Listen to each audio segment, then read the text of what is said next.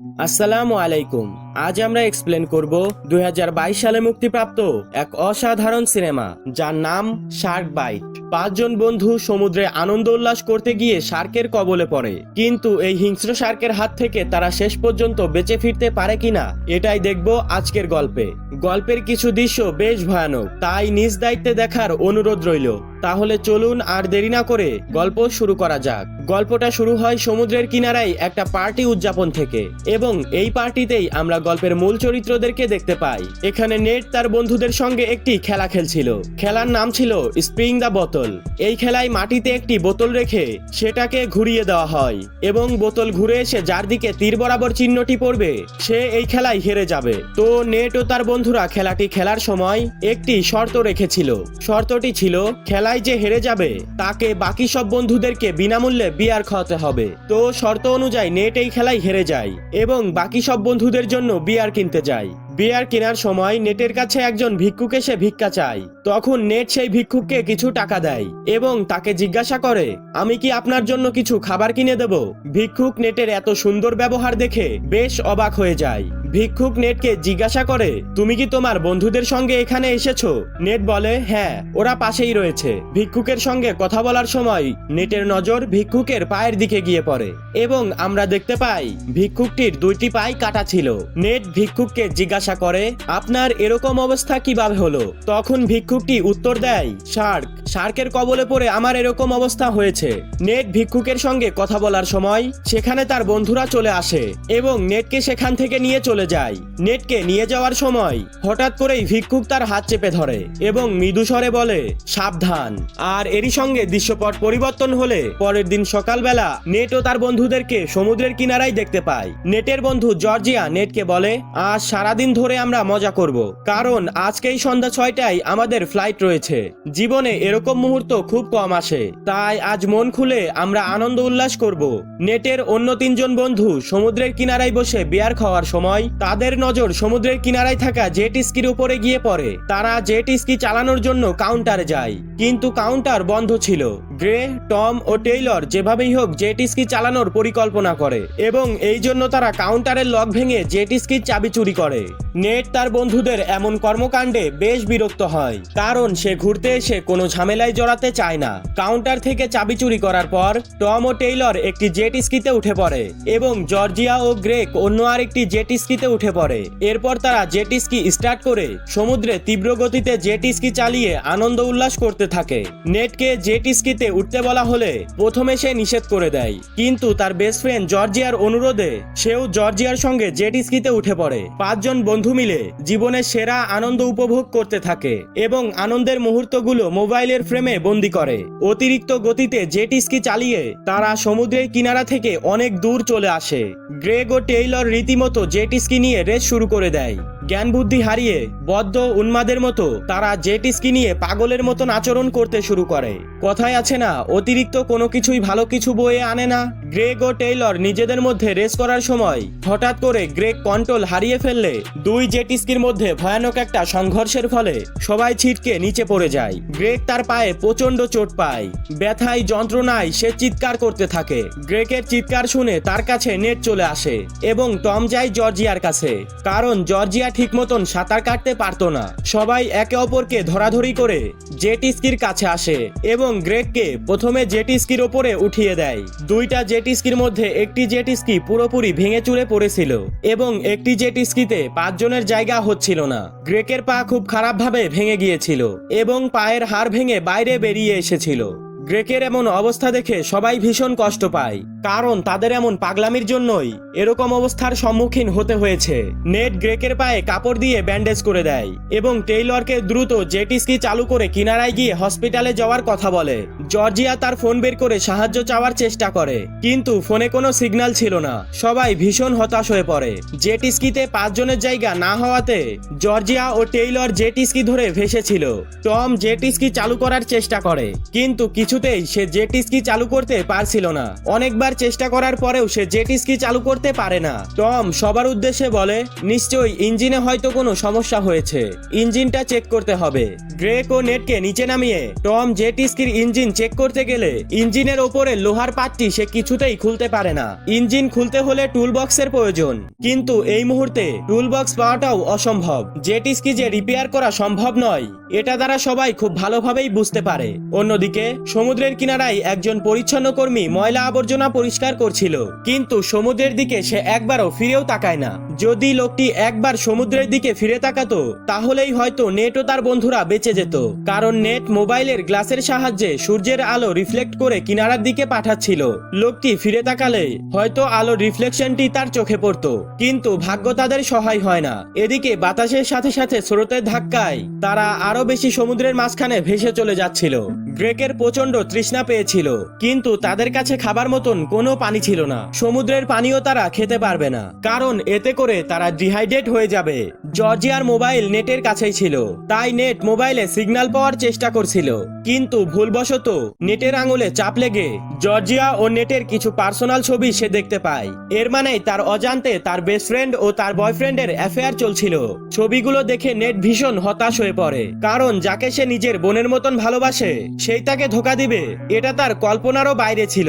Net Tom ও জর্জিয়াকে ছবিগুলো দেখিয়ে তাদেরকে ধোকাবাজ বলে গালিগালাজ করতে শুরু করে। তখন টম রেগে গিয়ে নেটের কাছ থেকে ফোন চাইলে নেট ফোন দিতে অস্বীকার করে। টম ও নেটের মধ্যে ফোন নিয়ে হাতাহাতি শুরু হয় এবং এক পর্যায়ে হাত ফসকে ফোন পানিতে পড়ে যায়। বেঁচে ফেরার একমাত্র যে মাধ্যম ছিল সেটাও তারা হারিয়ে ফেলে। টম ফোন খোঁজার জন্য সাথে সাথে পানিতে ঝাঁপ দেয় এবং কিছুক্ষণ পরেই সে ফোন নিয়ে ফিরে আসে।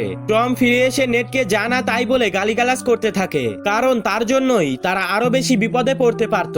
গ্রেকের পা থেকে প্রচন্ড রক্তক্ষরণ হচ্ছিল এবং তার অবস্থা ধীরে ধীরে আরো খারাপ হয়ে যাচ্ছিল। জলদি তাকে হাসপাতালে নিতে না পারলে ইনফেকশন হয়ে সে মারা যাবে। টেইলর সবাইকে বলে, আচ্ছা তোমাদের কি মনে আছে আমরা এখানে আসার সময় পাশেই একটি বোট দেখেছিলাম, কিন্তু সমুদ্রের স্রোতের সাথে সেটা হারিয়ে গেছে। আমরা আরো বেশি সমুদ্রের মাঝখানে চলে যাচ্ছি, জলদি কিছু না করলে আমরা সবাই মারা পড়ব। যদি আমি ভুল না করে থাকি বোটটি হয়তো আমাদের আশেপাশেই রয়েছে, জলদি আমাদের বোটটি খুঁজে বের করতে হবে।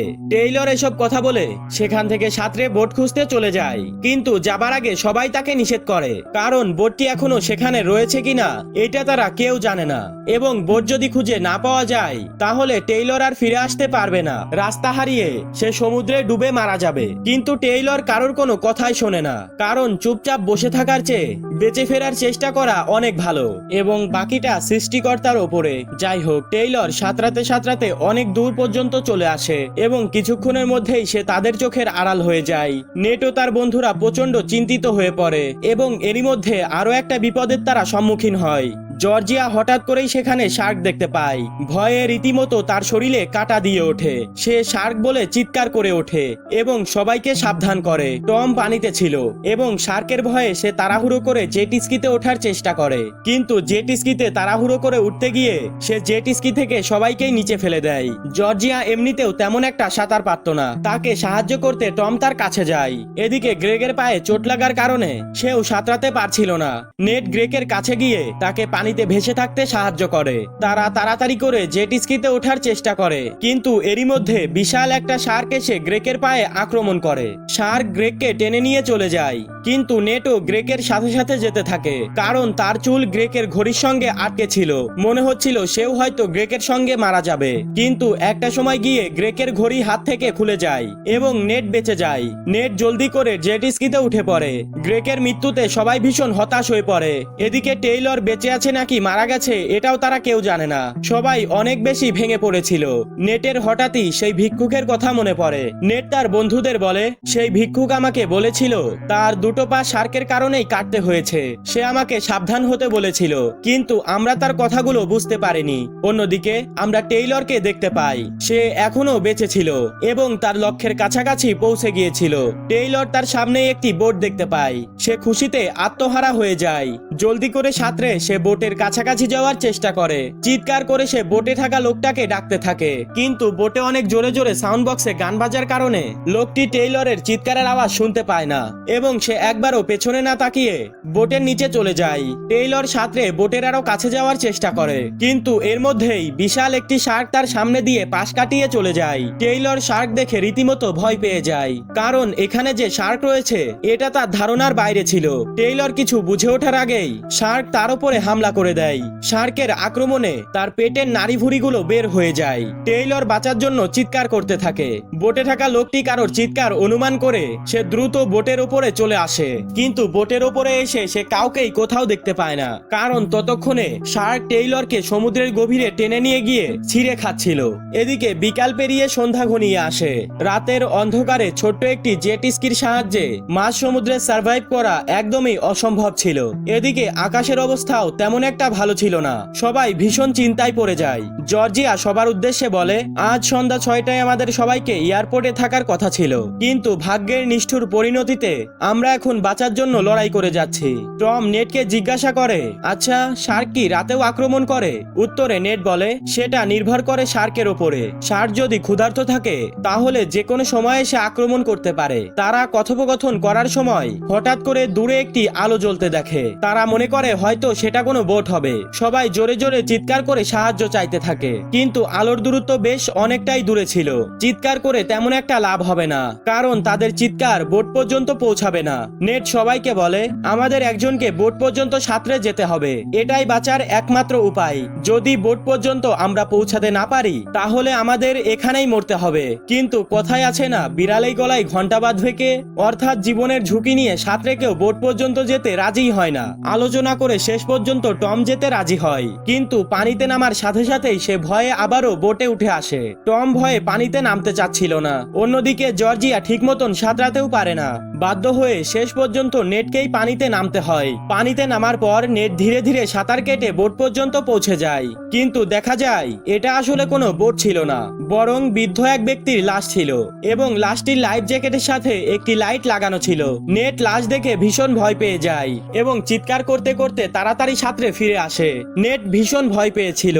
টম ও জর্জিয়া তাকে শান্ত করার চেষ্টা করে। রাতটা কোনোভাবে কেটে যায় এবং পরের দিন সকালবেলা তারা জেট স্কির পাশেই সেই বৃদ্ধের লাশটাকে দেখতে পায়। বৃদ্ধের লাশটির পাশেই অনেকগুলো কাঠের তক্তা ভাসছিল।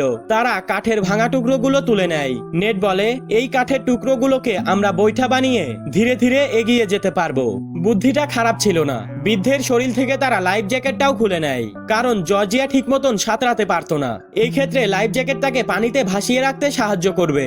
এরপর তারা ধীরে ধীরে কাঠের ভাঙা টুকরোর সাহায্যে বৈঠা বানিয়ে জেট স্কি এগিয়ে নিয়ে যেতে থাকে। কিন্তু এখানেও একটা সমস্যা ছিল, সেটা হচ্ছে এই মুহূর্তে তারা সমুদ্রের মাঝখানে রয়েছে এবং তারা কোন দিকে এগিয়ে যাবে এইটা তারা কেউই বুঝতে পারে না। বিপদ যেন কোনো মতেই তাদের পিছু ছাড়ছিল না। এর মধ্যেই দেখা যায় হঠাৎই একটা শার্ক টমের পায়ে আক্রমণ করে বসে। নেট তার হাতে থাকা কাঠের টুকরো দিয়ে শার্ককে আঘাত করলে শার্ক পালিয়ে যায়। টমের পায়ে গভীর ক্ষত হয়েছিল। নেট ক্ষতস্থানে কাপড় দিয়ে ব্যান্ডেজ করে দেয় এবং যতটুকু সম্ভব রক্তক্ষরণ বন্ধ করার চেষ্টা করে, কিন্তু কিছুতেই টমের পা থেকে রক্তক্ষরণ বন্ধ করা যাচ্ছিল না। শার্ক রক্তের গন্ধে তাদের বোটের আশেপাশেই ঘোরাঘুরি করছিল। যে কোনো মুহূর্তে শার্ক আবারও তাদের উপরে আক্রমণ করতে পারে। নেট জর্জিয়াকে বলে, শার্ক আবারও আক্রমণ করার আগে আমাদের কিছু একটা করতে হবে। নেট ও জর্জিয়া জেট স্কির সিট উঠিয়ে আবারও ইঞ্জিনের উপরে লোহার পাতটি খোলার চেষ্টা করে, কিন্তু অনেক চেষ্টার পরেও তারা লোহার পাতটি খুলতে পারে না। জর্জিয়া ও নেট লোহার পাতটি খোলার চেষ্টা করছিল, ঠিক সেই মুহূর্তে শার্ক জেট স্কির নিচ থেকে হামলা করে দেয়। শার্কের হামলায় সবাই ছিটকে পানিতে গিয়ে পড়ে। শার্ক মুহূর্তের মধ্যেই টমের উপরে আক্রমণ করে। টমের শরীর ক্ষতবিক্ষত হয়ে যায়। নেট তাড়াতাড়ি করে টমকে সাথে নিয়ে জেট স্কিতে উঠে পড়ে। জর্জিয়া এখনো পানিতেই ছিল। সে জেট স্কিতে ওঠার চেষ্টা করলে শার্ক তার পায়ে আক্রমণ করে এবং জর্জিয়ার অর্ধেক শরীর শার্কের আক্রমণে বিচ্ছিন্ন হয়ে যায়। নেট জর্জিয়াকে বাঁচানোর চেষ্টা করলেও সে ব্যর্থ হয়।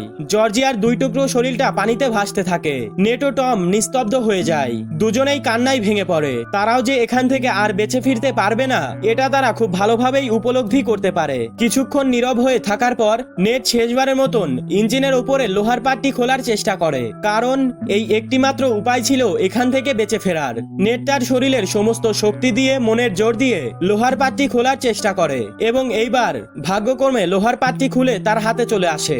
নেট খুশিতে আত্মহারা হয়ে যায়। সে তাড়াতাড়ি করে লোহার পাতটি রেখে ইঞ্জিনের ভেতরে ভেঙে যাওয়া পাইপটি জোড়া লাগানোর চেষ্টা করে, কিন্তু পাইপটি জোড়া লাগানো যাচ্ছিল না। কোনো কিছুর সাহায্যে পাইপের মুখে সাপোর্ট দিতে হবে, তাহলেই হয়তো ইঞ্জিন কাজ করবে। কিন্তু এই মুহূর্তে তার কাছে সাপোর্ট দেওয়ার মতন কিছুই ছিল না। নেট বুঝতে পারছিল না যে সে কি করবে, কিন্তু তখনই জর্জিয়ার শরীরে থাকা লাইফ জ্যাকেট তার চোখে পড়ে। জেট স্কি থেকে কিছুটা দূরেই সেটা ভাসছিল।